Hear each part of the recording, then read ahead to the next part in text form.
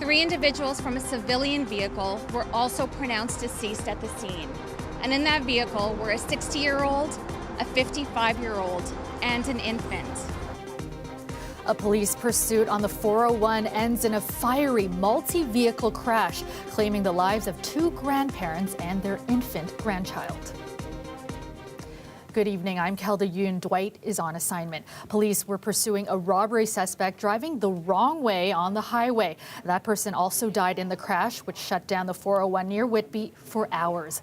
Dale Manukduk joins us live from Whitby with the latest. And Dale, the highway reopened at around 10 this morning, but the investigation has only just begun.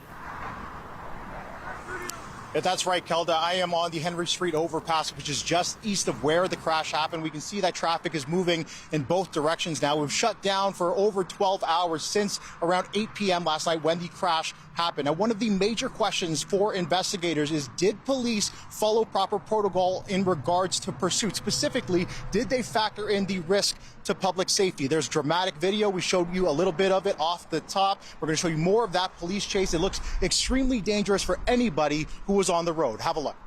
Oh my God!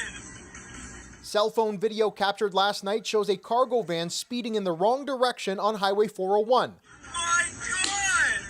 Brody Mills is the one who shot it. In it, you can see a Durham Regional Police vehicle in pursuit. The speeds would be above 160 if I was to guess, because I was doing 110, 120, and it was as if I'd parked my truck on the highway when they passed me. Police say the cargo van was fleeing a robbery at a Bowmanville LCBO some 30 kilometers away. Around 7:50 Monday night, an off-duty officer was at the liquor store and called the incident in. Police arrived and then pursued the cargo van through Durham Region and onto the highway. It resulted in a crash involving at least 6 vehicles, killing 4 people. An occupant of the cargo van was pronounced deceased at the scene. 3 individuals from a civilian vehicle were also pronounced deceased at the scene. And in that vehicle were a 60-year-old, a 55-year-old, and an infant.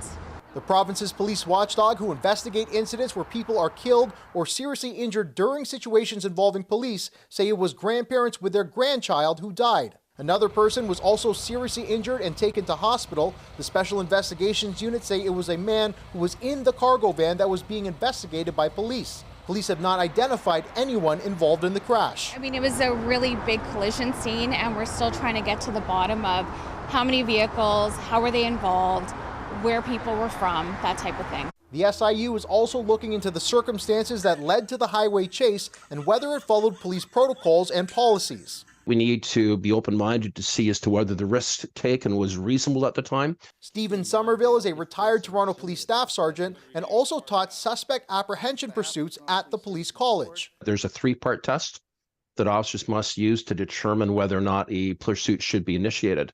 That 3-part test is, number 1, the officer has reason to believe that a criminal offense has been or is about to be committed, or for the purposes of identifying the vehicle or an individual in a vehicle.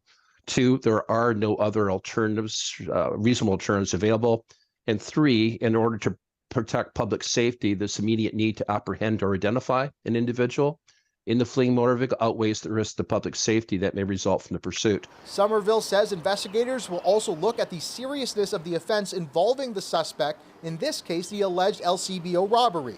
He also notes that pursuit should stop once the vehicle or suspect is identified. It's unclear if Durham police identified the cargo van before it entered the highway.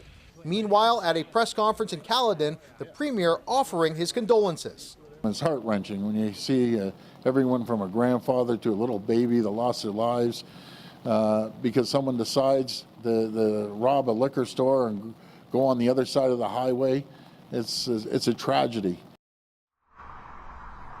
Now, Ford also mentioned that the province is funding GTA police with 4 new helicopters that he says might help them avoid high-speed chases. We do know that Durham police have their own chopper, but it's unclear if it was used in last night's pursuit. So a lot of questions to be answered here, Kelda. That will all be part of the SIU's investigation. But again, a tragic incident, a robbery turned police chase that left that getaway driver dead, as well as grandparents and their grandchild. I can imagine what that family's going through, Kelda. It's absolutely tragic. Thanks so much, Dale. That's our Dale Manukduk reporting tonight. Here to talk more about the crash and what happens next in the investigation is Daniel Brown. He's a criminal defense lawyer. Daniel, thanks so much for being here today. Thanks for having me. Now, as a lawyer, what were your first thoughts after seeing video of this crash? Well, I mean, this is the type of thing you'd expect to see in the movies, some wild action movie. It's not the type of thing you expect to see in Ontario, and it's because police officers are not supposed to put the public's safety at risk when they engage in high-speed pursuits. And you talk about public safety. What other factors do police have to consider before they decide to engage in a risky high-speed chase like this one? Yeah, I mean, there's lots of laws that apply to police all across the province. And before any police officer can engage in a high-speed pursuit, the first thing they have to consider is whether there's any other reasonable alternative to engaging in a pursuit in order to apprehend the suspect. Only then can they move on to the next step, which is really to assess the risk posed by not pursuing the suspect as compared to engaging in a high-speed pursuit and what types of harms may come from that. And in the end, though, the police must always continue to reassess the situation as they end up, perhaps in more densely populated areas where there's pedestrians around, or what happened here when somebody ends up going the wrong way on a highway at high speeds with oncoming traffic heading at them. I mean, it really it begs the question of why the police didn't stop this pursuit far sooner than they did. Yeah, and of course the SIU is now investigating. Can you talk more about what goes into an investigation like this one? Sure. The police need to assess whether or not there are reasonable and probable grounds to believe that these officers committed any type of criminal offense. That's the only thing the SIU is here to determine, is whether a crime has been committed. While the police are sort of allowed at times to speed through our city, run red lights and do other things, they can't do it in a particularly reckless way or ignoring the laws that govern how they ought to act. And there are some examples in the past of where police officers involved in high-speed pursuits has led to crashes, has led to deaths. In fact, there was one example from 2014 where a York Region police officer involved in a pursuit struck a pedestrian, caused her death, and they were ultimately prosecuted successfully for dangerous driving causing death and sent to jail. And so the SIU's job here is to determine whether or not a criminal offense like that has happened here. And that's really going to be based on whether the police acted reasonably in the circumstances, based on the risk to the public in pursuing or not pursuing. You mentioned that case from 2014. Now, what are the potential consequences if these officers were found to have broken any rules?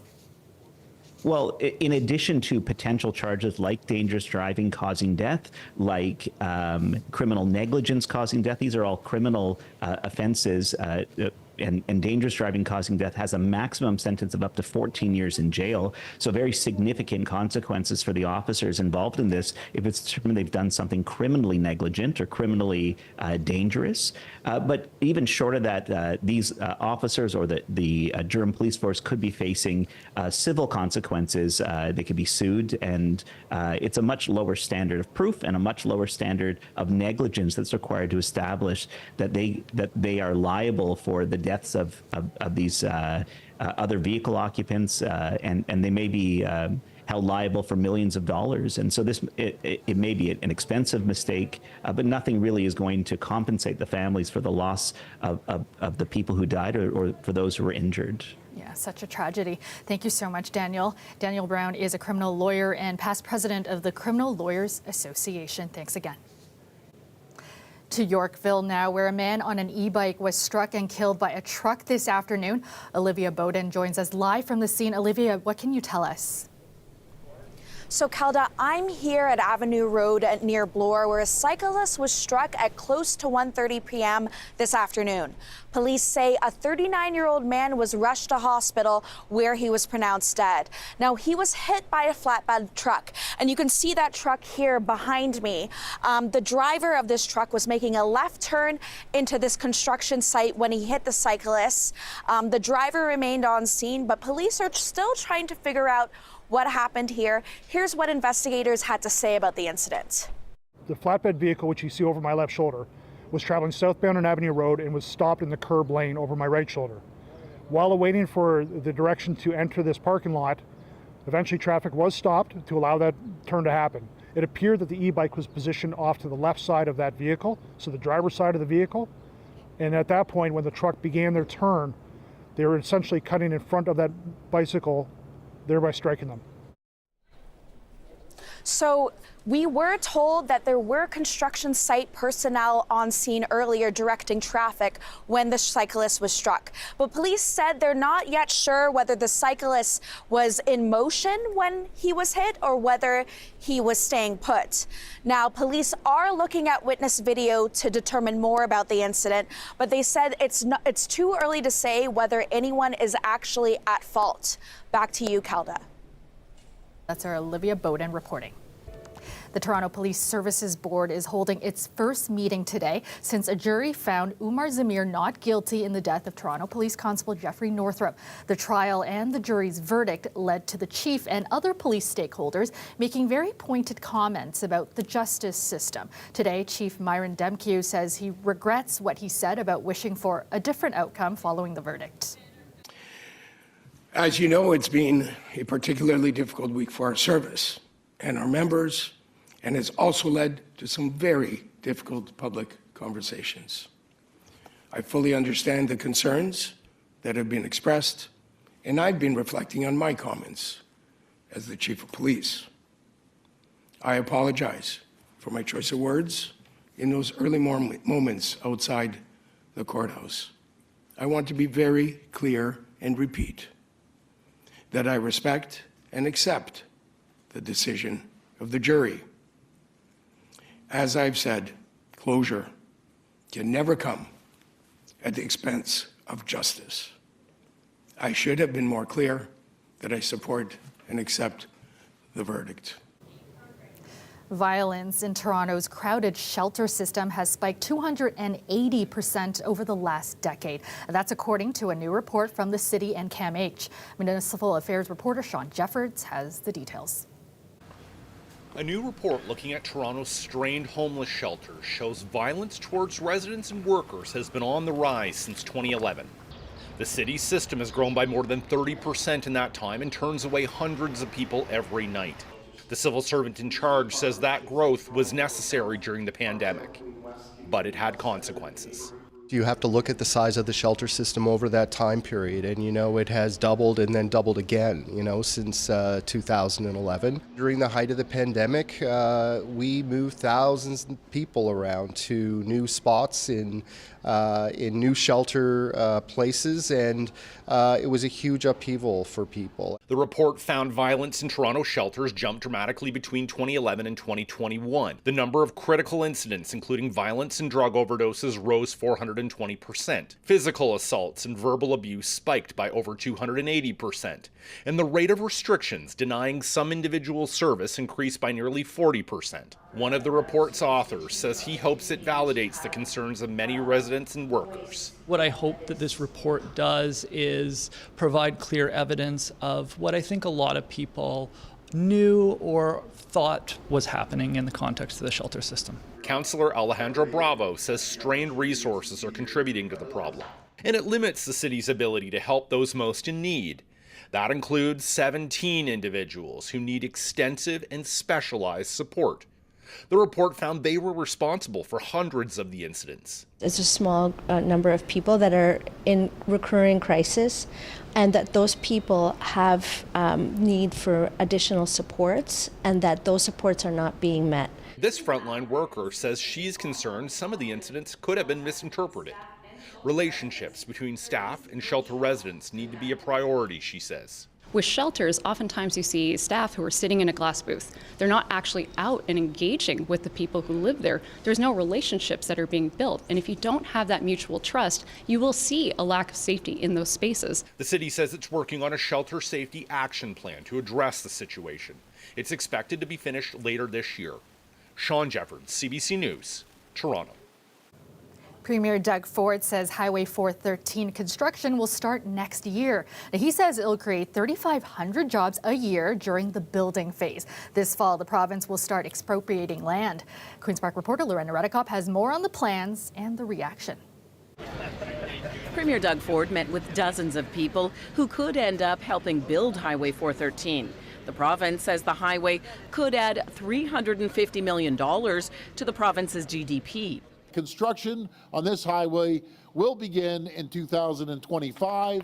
This can all get underway since the federal government backed away from its legal fight, which demanded a full environmental assessment of the impact of Highway 413. For building to happen, the province will have to expropriate land. Buying it will begin in fall, with the government promising to pay fair market value. We're already starting field work and land acquisition that will help make sure we get shovels in the ground on time. This is the proposed area for the highway, running across the northwestern GTA. The White Line is the preferred route, though a spokesperson for the Premier says that could change as they come across environmentally sensitive areas. The province and the federal government agreed to form a working group to reduce environmental impacts of the 413 in areas of federal jurisdiction. The project has been controversial. Critics saying more vehicles can instead use the tolled Highway 407, with fees removed for large trucks. At the announcement, though, it was all positivity. The traffic, the gridlock, the only way you deal with gridlock and traffic in a community that's growing is you need this highway. I want to thank the Premier and his cabinet for doing the right thing. This is going to be good for the prosperity of our province. All three opposition parties have responded. Liberal leader Bonnie Crombie comparing it to the Greenbelt scandal, saying it will benefit Doug Ford's wealthy insiders. The Green Party called it an environmental wrecking ball. The NDP saying the government is spending billions with no end date in sight. One environmental group says farmers are not happy, thinking about the expropriations. Farmers are outraged. They're going to be losing their businesses. It's some of the top farm land, some of the top soil in the province. 2,000 acres of top farmland is going to be paved to make this redundant highway. The farmers are outraged. The cost to build Highway 413 is still unknown, though opposition parties estimate it could be $10 billion. Lorenda Redicomp, CBC News, Toronto. Welcome back. Our Toronto Maple Leafs are on a mission to make sure their season doesn't end tonight. They are down 3-1 against the Boston Bruins, and in order to stay alive in this first-round playoff series, they will have to do it in Boston. Greg Ross is out at Maple Leaf Square, and Greg, Austin Matthews still a question mark tonight. How are the fans feeling going into tonight? Yeah, we're still uncertain if he'll be in the lineup. Austin Matthews coming down with some sort of unknown illness in Game 4 of this series, had to leave the game. Leafs coach Sheldon keeps saying that illness gets worse when he exerts himself. He did go onto the ice today, but it's not clear whether or not he'll be in the lineup tonight. And I'll tell you, the fans are feeling, there's no doubt. Okay. They're showing their confidence. Okay. We play hard here. Okay, let me ask you guys a question, okay, before you get too excited. I'm trying to talk to you here. So Austin Matthews, not likely for tonight's game. That's a concern. 69 goals. You can't tell me you're not nervous about that. Listen, I've been through some dark days. 2013, 2014, 2015. I've seen Daniel Winnick, P.A. Parenteau being our leading scorer. You know what? I believe this is our year still. This is our year. Leafs in 7. You know what? All right, the Leafs are definitely going to have to win 3 straight to take it to 7 games to have a chance in this series. But you also have a situation in goal for the Leafs tonight. Ilya Samsonov was pulled out of the game in Game 4. Joseph Woll replaced him, and it looks like Joseph Woll will get the start between the pipes tonight.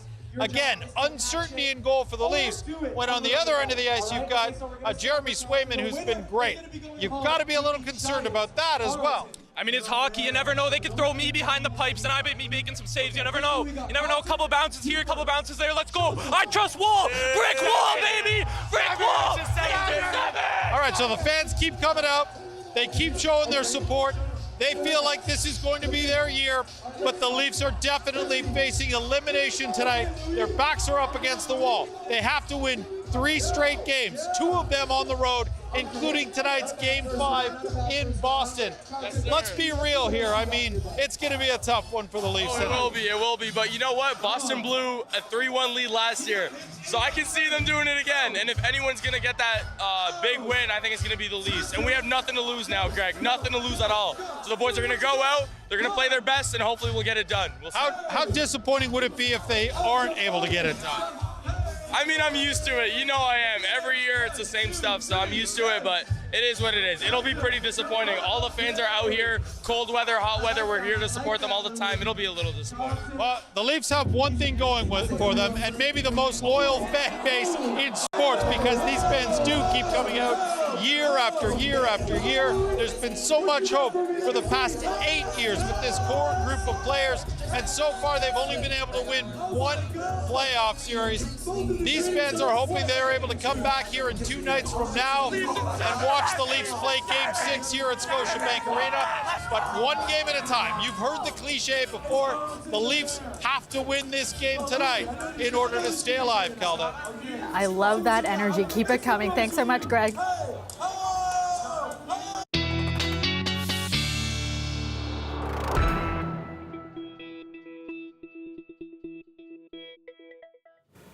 You gotta love that energy, right, Colette? I'm on board. I'm on board. Leafs in 7. We're going all the way. Yeah, I'm not raining on anyone's parade. And I will tell you, let's talk rain, because now we're at the end of April here. If it seemed like an awfully wet month, it has been. Average rainfall for the month of April, it is a rainy month, over 60 millimeters. Well, the record, it was 1992 with 133.4 millimeters, but there's a new record in town, and it is 2024. Okay, we didn't exactly smash it. That's okay. We just crept over it a little bit. So new record for rain, not for precipitation as a whole, because we're not adding snow in there as well. So not necessarily the wettest month, but the highest rainfall total.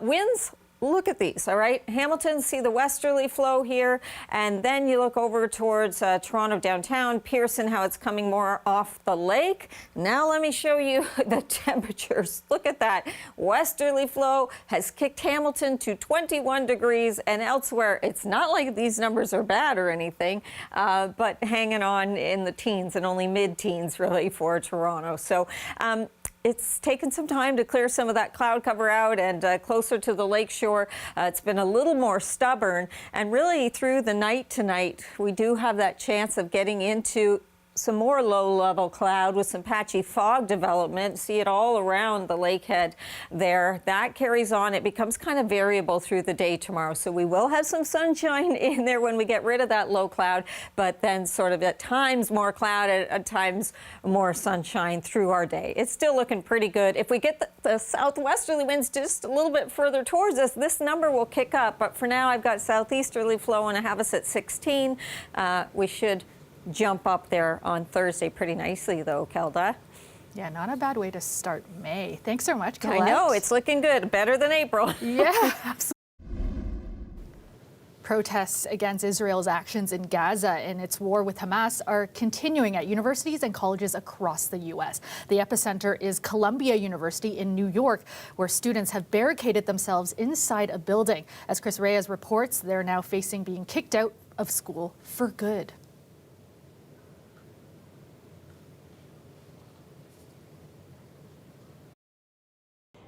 Barricades are blocking almost every entrance of Columbia University, including this one, the main gate. You can see it's wrapped in chains. This is a school on lockdown. Only essential staff are being allowed inside, as well as some students who have dorms on campus. This is the latest reaction from university officials after protesters took over Hamilton Hall overnight, hanging up a banner in honor of Hin Rajab, a 6-year-old Palestinian killed in Gaza. Officials say those students face expulsion, while the student protesters who have refused to leave the encampment that's now going into its second week are being suspended. The pro-Palestinian organizers have demanded that Columbia divest from Israel, cutting all financial and academic ties with any business that's linked to it. And we invite any community members that want to come to support these students, to defend their right to protest, and to make it clear to the university that we do not want cops on our campus, we do not want cops mobilized against our students, and we want to end the university's complicity in genocide immediately. Columbia University has rejected any demands to divest from Israel. In a statement, officials said disruptions on campus have created a threatening environment for many of our Jewish students and faculty, and a noisy distraction that interferes with teaching, learning, and preparing for final exams. Outside the school, a group of protesters have also gathered in solidarity with students. We asked one of the demonstrators about their message. From the beginning, all we've seen is the Columbia University administration answer or respond to the students with violence, with threats. They've called the police on them. They have threatened to bring in the National Guard.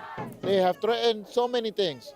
And honestly, at this point, the students have been left with no other option but to continue with their encampment, as there's no good faith negotiations that is possible right now. On the issue of bringing in police to force students off campus, New York's mayor had this to say. When they ask us, we're going to carry out the necessary exercises to do it with a minimum amount of force to not in any way harm faculty, students, or the law enforcement personnel. Left in limbo as this stalemate continues, some 15,000 students who are getting ready to graduate. It's currently reading week at Columbia. Next week, finals. The following week, commencement. Chris Reyes, CBC News, New York.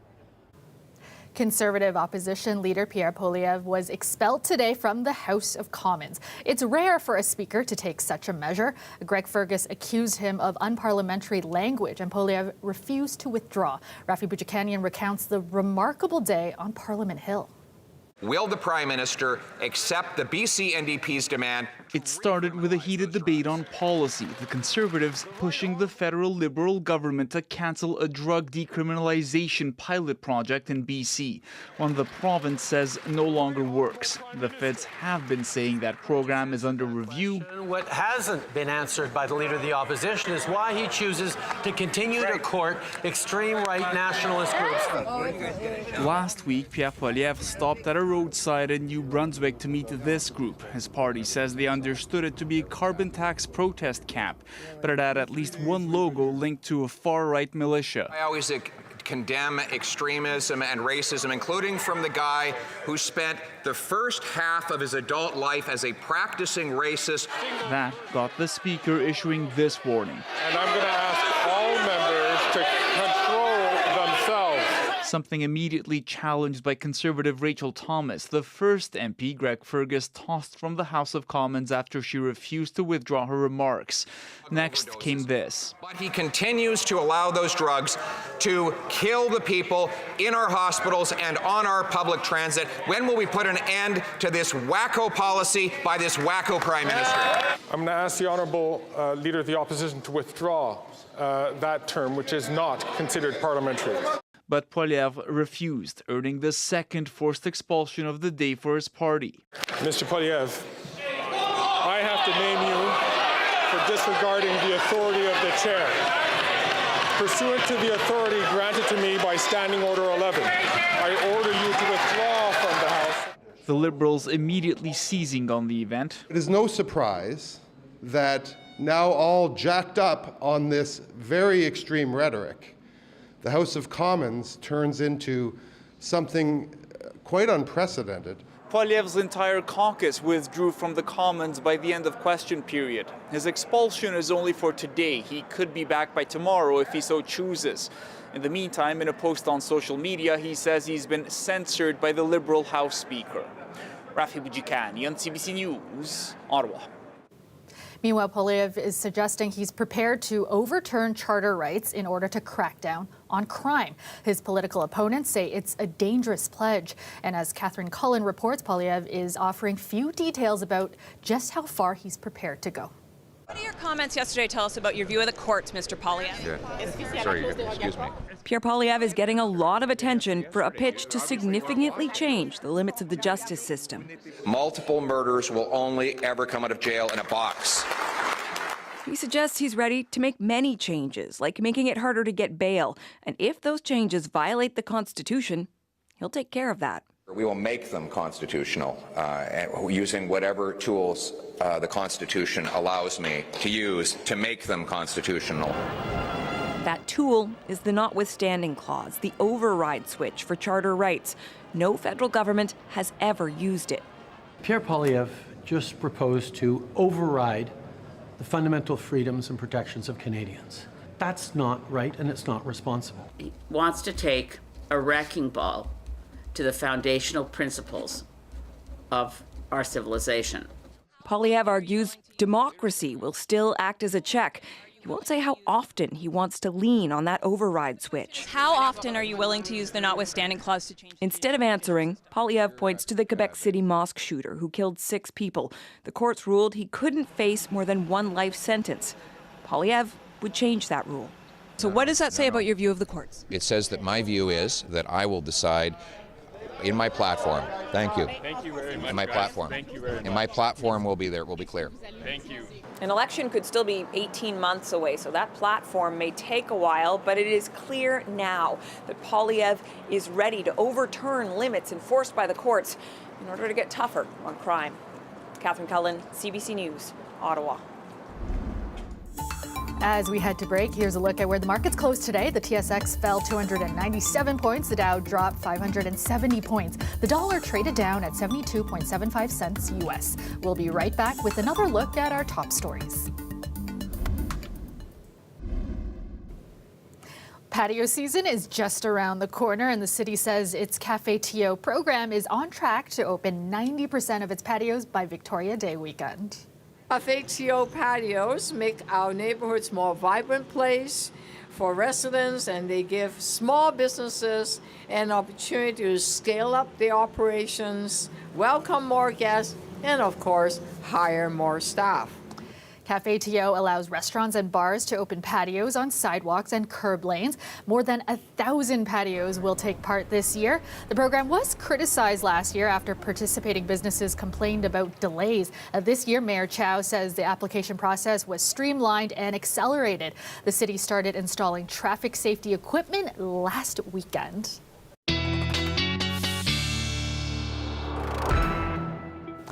And Colette, I think I'm ready for patio season. Yeah, you know what I have to say to patio season? Yes! Yeah. Here we go. We are ready for it, yes. And they're ready for it in, say, Hamilton, 21 degrees there. London, 20. Kitchener, look at all these 20s. Yeah, where the southwesterly winds are in place. Those are the daytime highs, and a little bit cooler. Of course, we had the cloud cover and some of that drizzle through the day, but also a south to southeasterly flow off the lake. So that's kept the temperatures a little cooler. They still sit there in Hamilton. These are the current readings now, not just the highs as well, sitting there with a mild temperature. Sarnia, though, wind coming off of Lake Huron, and that temperature has certainly dipped. So you can see all the different directions. If we could get into this sector of Toronto, Oshawa, Pickering, Whitby, we'd be seeing those temperatures soaring as well. But it looks like tomorrow we might have those winds change to the southwest a bit and then shift right back to the east to southeasterly. So we can't quite get into that other side of that border with those winds. So we do have generally some clearing, but getting into a bit of low-level cloud coming back in, especially close to the lakeshore. So some patchy fog through the overnight. If you do, maybe you're a shift worker, or you need to be traveling at night, be aware there could be some reduced visibility in these regions here all around Lake Ontario there.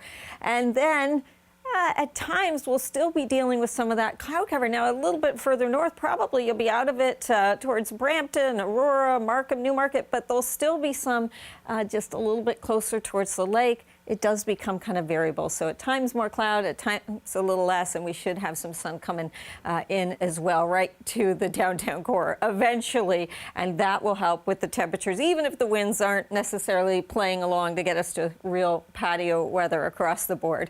Overnight tonight, 9 degrees, patchy fog, and then tomorrow those kind of denoting variable clouds through the day. So they will change. And when we have the sun, hey, a very high UV index there as well. The high 16 for us on Wednesday, and then look at this. We get into that sweet pocket Thursday, so it looks like we'll head to 20 degrees. Could get close to that actually on Friday as well, but bringing in towards the weekend a slight chance of showers coming back at us. For now, a slight chance, Kelda. All right, thanks so much, Colette. You're welcome. And that is our show for you tonight. Thanks for joining us. There will be no 11 newscast tonight because of NHL playoffs. We will see you back here tomorrow at 6. Have a great night, everyone.